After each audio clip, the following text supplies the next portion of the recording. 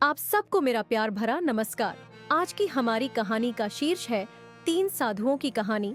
आज के समय किसी भी इंसान से पूछा जाए कि सबसे बड़ी जरूरत क्या है, तो हर किसी का यही जवाब होगा कि उसे या खूब सारे धन की भूख होगी या फिर उसे जल्दी से सफलता पाना चाहता है।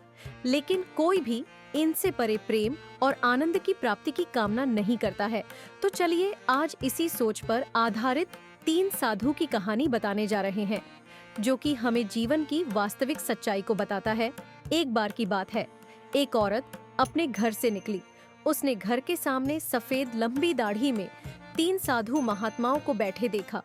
वह उन्हें पहचान नहीं पाई। उसने कहा, मैं आप लोगों को नहीं पहचानती, बताइए क्या काम है? हमें भोजन करना है। साधुओं ने बोला, ठीक है, कृपया मेरे घर में पधारिए और भोजन ग्रहण कीजिए। क्या तुम्हारा पति घर में है? एक साधु ने प्रश्न किया। नहीं, वह कुछ देर के लिए बाहर गए हैं। औरत ने उत्तर दिया, तब हम अंदर नहीं आ सकते। तीनों एक साथ बोले। थोड़ी देर में पति घर वापस आ गया। उसे साधुओं के बारे में पता चला तो उसने तुरंत अपनी पत्नी से उन्हें पुनः आमंत्रित करने के लिए कहा। औरत ने ऐसा ही किया। वह साधुओं के समक्ष गई और बोली, जी, अब मेरे पति वापस आ गए हैं। कृपया आप लोग घर में प्रवेश करिए। हम किसी घर में एक साथ प्रवेश नहीं करते। साधुओं ने स्त्री को बताया। ऐसा क्यों है?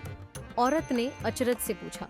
जवाब में मध्य में खड़े साधु ने बोला, पुत्री, मेरी दाईं तरफ खड़े साधु का नाम धन और बाईं तरफ खड़े साधु का नाम सफलता है और मेरा नाम प्रेम है। अब जाओ और अपने पति से विचार विमर्श करके बताओ कि तुम हम तीनों में से किसे बुलाना चाहती हो। औरत अंदर गई और अपने पति से सारी बात बता दी। पति बेहद खुश हो गया। वाह, आनंद आ गया, चलो जल्दी से धन को बुला लेते हैं। उसके आने से हमारा घर धन दौलत से भर जाएगा और फिर कभी पैसों की कमी नहीं होगी। औरत बोली, क्यों ना हम सफलता को बुला लें? उसके आने से हम जो करेंगे वो सही होगा और हम देखते देखते धन दौलत के मालिक भी बन जाएंगे। हम तुम्हारी बात भी सही है, पर इसमें मेहनत करनी पड़ेगी। मुझे तो लगता ही धन को ही बुला लेते हैं। पति बोला।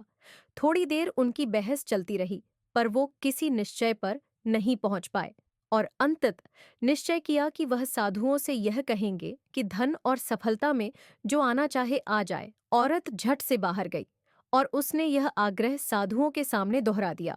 उसकी बात सुनकर साधुओं ने एक दूसरे की तरफ देखा और बिना कुछ कहे घर से दूर जाने लगे। अरे, आप लोग इस तरह वापस क्यों जा रहे हैं? औरत ने उन्हें रोकते हुए पूछा। पुत्री, दरअसल हम तीनों साधु इसी तरह द्वार द्वार जाते हैं और हर घर में प्रवेश करने का प्रयास करते हैं। जो व्यक्ति लालच में आकर धन या सफलता को बुलाता है, हम वहां से लौट जाते हैं, और जो अपने घर में प्रेम का वास चाहता है, उसके यहाँ बारी बारी से हम दोनों भी प्रवेश कर जाते हैं। इसीलिए इतना याद रखना कि जहाँ प्रेम है वहाँ धन और सफलता की कमी नहीं होती।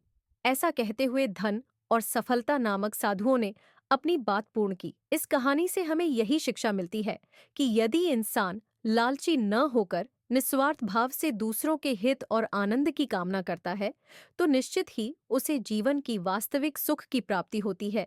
सच्चा सुख आनंद में ही मिलता है। वो कहते हैं ना, आनंद का सुख तो उस झोपड़ी में मिल जाता है जहां लोग एक दूसरे के साथ प्रेम के साथ निवास करते हैं। और ऐसा सुख तो बड़े बड़े महलों के समान बंगलों में भी नहीं मिल पाता है, क्योंकि वहां घर तो बड़ा हो जाता है लेकिन दिल छोटा होता है, जिस कारण से वहां प्रेम और आनंद का निवास नहीं होता है।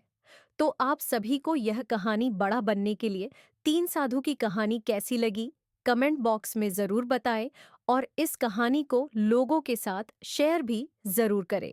आपको कहानी पसंद आए तो चैनल को लाइक और सब्सक्राइब जरूर करें। आपके प्यार के लिए बहुत बहुत धन्यवाद।